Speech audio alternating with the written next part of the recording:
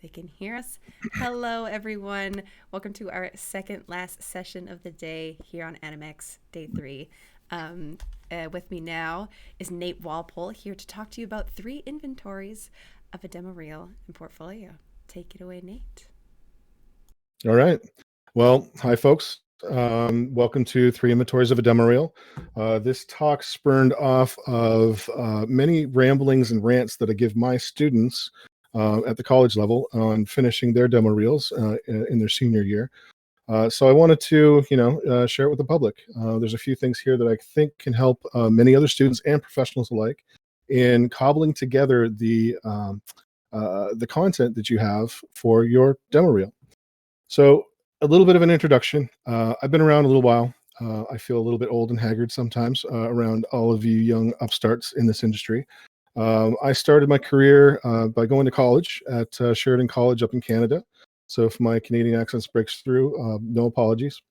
I studied 2D animation, the old hand drawn Disney kind of stuff. That was my goal anyway until I started playing games and then found 3D animation as a post-grad application and found my way over to games. And I've been animating professionally since 1999, the year that I graduated my college education. Although I did just graduate college again last year with an MFA. Oh, go me. But I've been animating since 1999, and I started out at a small company, and then I moved on over to after a couple of years of paying my dues and really going to the grindstone. That company closed their doors, like many companies do in our industry. At least they did back then. It was very common for third-party developers to burst in and then fade away when the projects left. But I worked on the Halo series as a senior animator for quite a long time. I was there for almost 10 years, working at both Bungie and 343 on many different Halo properties, 2, 3, pre-production for 4, and all kinds of stuff.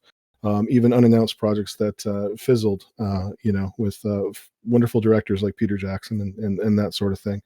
And then I had enough of that sort of sci-fi kind of bend, and I wanted to branch out and do some dragons because I love dragons. So I went over to Elder Scrolls Online. Didn't end up animating dragons there. There was a bit of an edict in the game. There was no dragons at the time. So the closest thing I got was that Wamasu, that big lizard kind of running around. And that was a lot of fun. And then I went freelance. After that, I decided that it was long enough in my career that I was established and I could go freelance. And at the same time as going freelance, I found an opportunity to teach and to help give back and grow new game devs, which is what I really love doing. And I'm a current full-time assistant professor over at Champlain College in the wonderful state of Vermont, which feels like Canada light to me. I've been there for, this is my 7th year of growing young minds into responsible developers. At least I hope they're responsible. At least I hope they're responsive. So with that, I want to talk a little bit about what this talk is going to cover and what it doesn't cover. All right. When you see a demo reel talk, you're thinking, oh no, not another demo reel talk. They're going to tell us what not to do and what to do. There's all these different opinions depending on who gives the talk on what to put on a demo reel and what not to put on a demo reel. This talk isn't any of that. All right. What this talk is going to cover, it's going to help build you build a sense of confidence and control in managing the content that you're going to be putting on a demo reel. It's going to take away some of that anxiety that you have in that monumental task for both students and professionals alike in building up this demo reel content. All right. In deciding how you manage your content, how you schedule your content, and exactly where you start in thinking about a demo reel. I'm going to suggest a couple methods that you can use and you can incorporate to help build your demo reel content and cobble your demo reel content together for that awesome artifact that is your demo reel. It's not going to cover, like I said, any of the specific types of demo reel content. So I'm not going to tell you do 10 cycles and repeat them 10 times because we all have seen that and we don't want to see that anymore. I'm not going to critique any existing demo reels because that's a dangerous territory, especially live on the internet. Where I'm not here to hurt anybody's feelings. I'm here to, help you grow as responsible animation, workers here. So I won't get into that. And I won't warn you, wink, wink, about the dangers of cloying DemoReel music either. All right. So going into this, we know that we have a bit of a problem when we are cobbling together a demo reel. What do we do? There's so many questions that are out there as you progress and try to manage all the content that you have, or what little content you have if you're a student coming in. So we realize that building a reel itself, it can be a very anxiety inducing task, right? You can end up chewing your fingernails off in deciding exactly what you put on a reel, and both students and professionals, they feel this. Okay, it's a universal kind of feeling whenever you're trying to produce content that is going to see the public or going to see wonderful hiring managers' eyes. That content too, it becomes at a big personal sacrifice, right? You put a lot of your heart and soul into this. What if somebody doesn't like my demo reel? All that wonderful imposter syndrome that we feel. And I firmly believe that if you don't feel imposter syndrome, you're not really growing as an artist. But that aside, we need to incorporate some tools that take away some of the anxiety of cobbling all that content together, of building these wonderful facets of who we are as a person and as an animator, um, uh, forward to these companies that we want to work at. So there has to be a better way. I just had to plug that line in there because it's just your go-to whenever you're trying to solve a problem. There has to be a better way. There's a few better ways, and I'm going to present them to you now. So before we go into the problems themselves, or into the presentation on how to fix this stuff, I want to talk a little bit about the split problem of student reels versus professional reels. These are two separate kind of beasts, right? They don't have to be most of the time, but they really are in terms of content and direction. Coming from the industry, I know that professional reels hit a certain metric, and student reels are also hitting certain metrics after 7 years of teaching these kids, these whippersnappers, on how to produce some decent content and get themselves in the door. I see that there are commonalities as well as many differences between both student reels and professional reels. Now, when we're talking about student reels, and when we're talking about professional reels, we always hit on those reels and the outline of those reels with a set of goals in mind, right? With those goals, there'll be some problems as well. Coming back to the goals themselves, the goal of a student reel is really to get yourself out there, to put your work in front of a hiring manager, in front of somebody that is going to take you on and get your foot in the industry, right?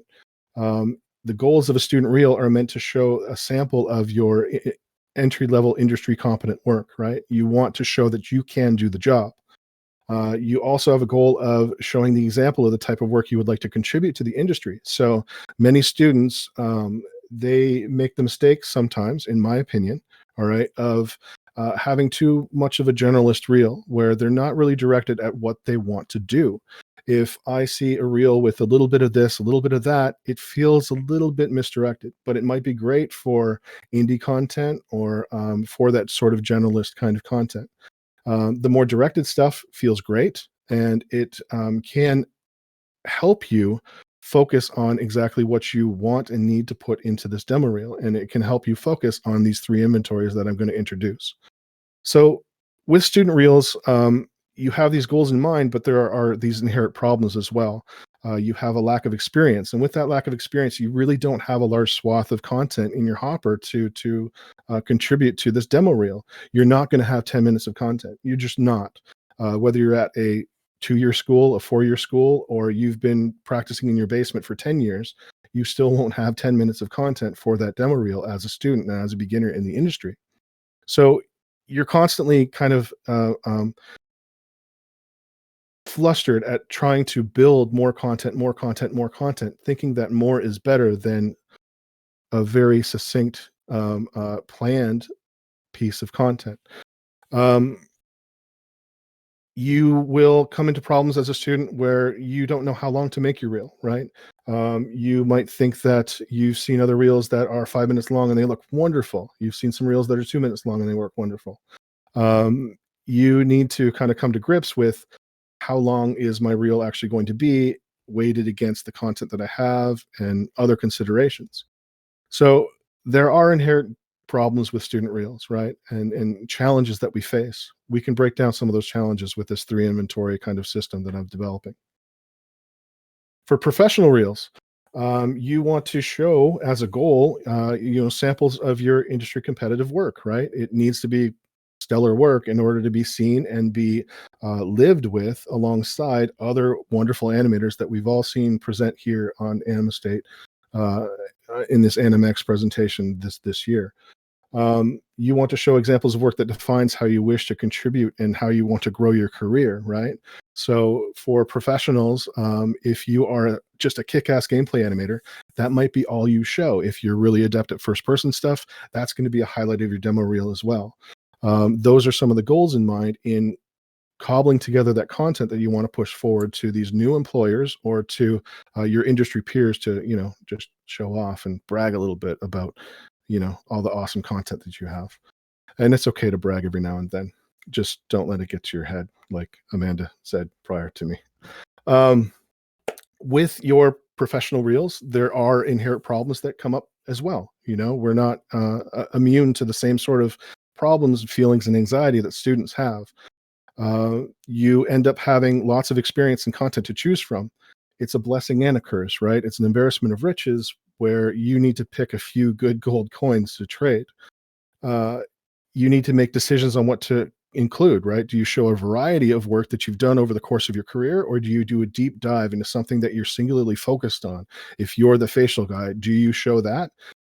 Or do you show that you're the facial guy, but then you show other stuff that you're capable of as well?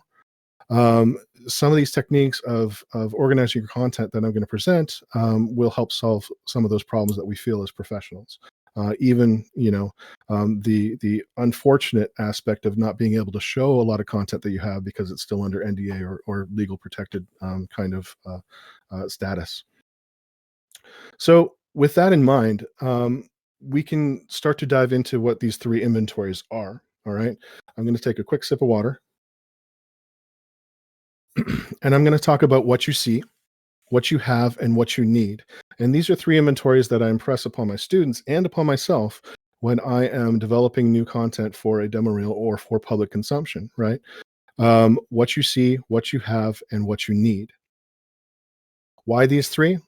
Well, in looking at this method of how I've developed reels over the course of my career, how many of my peers are developing reels, and how students have been developing reels, through that osmosis of being in all of those different sectors, I can see that these 3 inventories help remove a lot of the guesswork of planning. And that's a good thing. Planning a reel can be a really daunting task for both students and professionals. It will give us a bit of a foundation for inspection of what you want to include on that reel. Again, I'm not going to go into specifics. I'm not going to say that you must have an action analysis shot or some other kind of dynamic shot in your reel. That's totally up to other people when they review your stuff and give you commentary and feedback on your current skill set. But that foundation can help remove some of that anxiety, right? You can take this holistic approach to putting your content together and scheduling your content for completion, especially for students. Um, it will also give you a bunch of actionable steps that you can use to schedule and achieve actionable results. So you can act as your own producer and breathe down your own neck when you need to create all of this wonderful content. I love my producers as much as I make fun of them sometimes. Producers rock. Now, the first one here is the first inventory is what you see. All right. And this is an inventory of you collecting the best reference for your published reels. It is you going out and sourcing different pieces on the internet, YouTube, Vimeo, going to Jonathan Cooper's little game anim collection of demo reels. That's a really awesome one too. And it's you grabbing all kinds of content that you see, pulling clips yourself out of reels that you see, and collecting those for your own reference and your own good. Basically, this morgue of awesome inspiration and awesome reference. Some of the considerations that you might make while you're using this what you see inventory and while you're trying to cobble together all these examples, you might want to think about what you read as good overall reels, right? What reels showcase similar skills or content that you want to showcase in your career and with your animation moving forward. You might take a look at reels that display content in clear, interesting, or unique ways. There's only so many times that we can see a reel with a breathing cycle, the character just breathing and doing it about 10 times, and that's 10 times too long. Well, it's about 8 times too long, really, for anybody to get a good professional read on that animation. There's only so many times that we can see that in the same sort of light. So how are different artists, different animators, even film guys, how are they presenting their content in a different light that you can possibly borrow and put a better shine on the awesome content that you're creating, the awesome animation that you're creating? You can see through your reference material how reels order their content. Okay, there's always going to be questions like, what do I put first? Do I put a strong shot first? And do I finish with a strong shot, or do I just lead with all my strong stuff and then let it wane? You'll see how many people kind of use different factors to order their content in their demo reel and to have it flow, right? There's a character moving from screen right constantly through the demo reel, and all of my shots are reading from right to left. And then do I break one with a really exciting shot that leads left to right? That's going to be your decision based upon some of the reference that you see. Has somebody else made that awesome decision? Did it work? Did it not work? In the aspect of did it work or not work, you still want to keep a moratorium of reels that make mistakes as well. Okay, so don't just collect reels that kick ass. Collect some reels that are not so good, and they're not so good to you in your personal opinion, and most likely your professional opinion as well. But make note of why they're not so good. Make note of why something's not working. Okay, we learn through our mistakes, and we want to acknowledge those mistakes and not make the same mistakes twice. All right, so if you made the same mistake as somebody else whose reel isn't reading as well as yours, you might want to go back, make note of that, and use that as a lesson to your future self. Okay. It's important too, in this stage of what you see, that you want to build a repository of searchable demo reel reference. Okay. I use Pinterest. I use Pinterest pretty religiously. I'll be on Pinterest at 3 a.m. when I can't sleep because of current world events, and grabbing content and saving that for future art reference or future hobby reference or cooking reference. But for the most part, Pinterest can be a really awesome art tool for you to collect all kinds of reference. And I know many artists do. A lot of animators might not do that with reels and with YouTube links and Vimeo links and that sort of thing, and uploading that to one spot that they can access at a later date in their own Pinterest. When you're working with Pinterest as well, it's important when you do make these pins that if you like a reel because it has some really kick-ass cycles, let's say, you want to mark that reel with a note. You can mark it with a note that is searchable later on, kick-ass cycles. And it's a note to your future self when you go back to that content and take a look at it and why you saved it. You can see exactly why you saved it based on those comments alone. So don't just click pins and add them to your Pinterest all willy-nilly, right? You want to be very dedicated and very concerned and concerted with how you collect this information, all right? Because after 100 pins, you're not going to know why you saved that first one or the second one once you get to the 99th, all right? It won't be readily evident unless you actually play the animation, and that's a lot of time because animation is time. So that's with what you see. The second inventory that I usually hit on when I am trying to collect demo reel material is I need to take a census or an inventory of what do I have? What do you have? It is an inventory of content that you have already created, and that can be at various levels of creation too. You could have half-baked versions of animations that you're saving for later to polish later. Maybe you didn't get to it. Maybe it was just a personal venture and you didn't get the time to kind of finish it up because work got in the way or other schooling got in the way.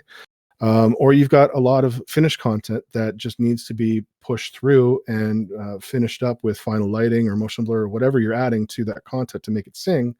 You need to be honest about what content is finished and what state they're at. So when you are noticing what you have, it can be very useful for you to catalog your content, either in a spreadsheet or some other kind of file organization, whether it's just in file folders alone, as to their stage in production. All right. So if you have half finished animation, be honest with them, with those animations. Okay. A lot of the animations that we ship are half finished. Just look at what I did with the brutes in Halo 2. But that aside, you need to catalog that content and realize that you're going to have some of what you have is not finished and it will need more work. Okay. And it will bleed into that next section, what you need. So the third inventory is what you need. It's an inventory of the content you have yet to create. And a lot of this inventory, this third inventory, stems and bleeds out of what you find in what you have and what you find in what you see. Okay. Both of those first two inventories, the reason I do them in that order, and I suggest my students do them in that order, is because it all bleeds into this third bucket, right? Of what do you need? You can then make educated decisions on what you need. I have a half finished animation that fits what I see. Well, I can move that into what I need once it's finished, right? So you're identifying holes in your content repertoire, right? You're identifying these holes in your reel that you might not have gotten to yet.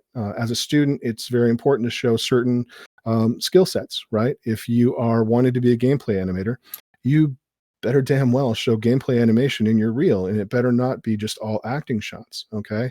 That's not going to cut it for most jobs that require you to do gameplay animation for gameplay purposes and push stuff through an engine, because every animator should have some kind of technical acumen. Okay. This, what you need, it can help you, produce that new content. And I'll show you how I use what you need a little bit later on, once we get into one of my systems of plugging in content for our demo reel. So we get these three inventories. We've done those inventories. We have all of our information in front of us. We need to kind of sort through that stuff and get into the implementation. How do I use this data that I've collected, this inspiration, this hard data of what is working, what is not working? At least it's hard data to me. How do I use that to build a demo reel? Well, I've got two methods that I will lean on usually, and these are two methods that I see in the industry, in addition to student work, that factor into demo reel planning. All right. The first method being ad hoc, and the second method being the planned pocket method, or what I call the planned pocket method, or the pocket method. We'll get into those right now. So the first method being ad hoc, in terms of incorporating all three of those inventories, this is a casual method for creating your content in your demo reel. Ad hoc is just doing things on the fly and not giving too much of a care as to where they fit into your demo reel, for the most part, right? But it's a method that's widely adopted by professional animators to create personal and new reel content. It usually involves content created like on whimsy or inspiration, and it is sometimes less about filling holes that are in a demo reel. It's more about, oh, I just saw Into the Spider-Verse. I want to try animating on 2s and 4s and 8s. I want to see where that gets me, right? It's that sudden inspirational moment where that weekend, even though you've just did 80 hours, 100 hours, I don't know how many hours. It depends on what company you're working for, whether you're doing a crunch time or not. But you've just worked X amount of hours, but you still have that passion, that fire to create an animation on the weekend. Well, that's the ad hoc method. It just suddenly gets created, and then that gets dumped into that inventory of what you have, right? Um, it's not a wrong method to use. Okay. As a working professional, you have a finite amount of personal time that you can put into professional exploration outside of your day job, as an animator in a studio, right? You have other responsibilities like family and life, and you should cater to those responsibilities. I believe that you can't really create life unless you live one. Um, but that said, you've got a small amount of time to create some awesome content, and this ad hoc method can kind of please that side of things, uh, when you're pushing it forward for demo reel content. One of the happy accidents of this ad hoc method too is that it creates a breadth of animation content. You end up with an inspiration over here, an inspiration over there, and it usually happens with current events or current media, right? I mentioned Into the Spider-Verse because it inspired a lot of animators to do a lot of Spider-Man animations. All of a sudden, once that hit, we were flooded in the Twitter land with animators posting up awesome works in progress of Spider-Man flipping and doing all kinds of really crazy stuff. And it was great to see. It was very inspiring for both the individual and the community.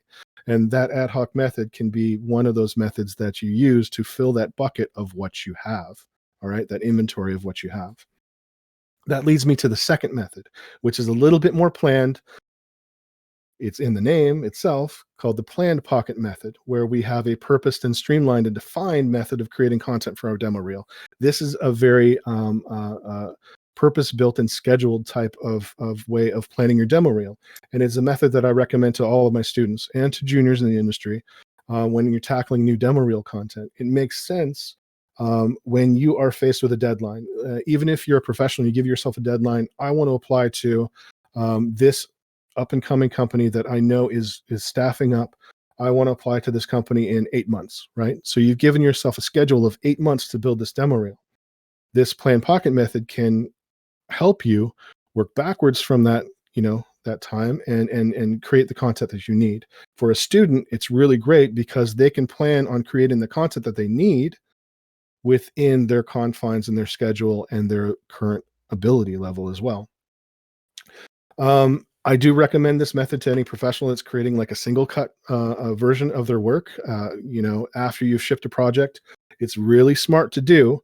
I wasn't so smart after Halo 2 in doing this because I was very comfortable because guess what? I knew there was a sequel coming anyway, right? But after every single project, it is really smart for a professional to go in and to do a single cut reel of all their work that they've worked on a project, right? This plan pocket method can help them sort through some of that work and make it a bit of an easier task to do a collected reel, a highlight reel of your best pieces for that particular project. So, as I mentioned briefly before, this plan pocket method it starts from the end goal and then it plans backwards to identify work for completion. It's a really, really good top-down, top level down view at what you need to do to build out your demo reel. With this plan pocket method, you usually start with the length of the demo reel that you want to create.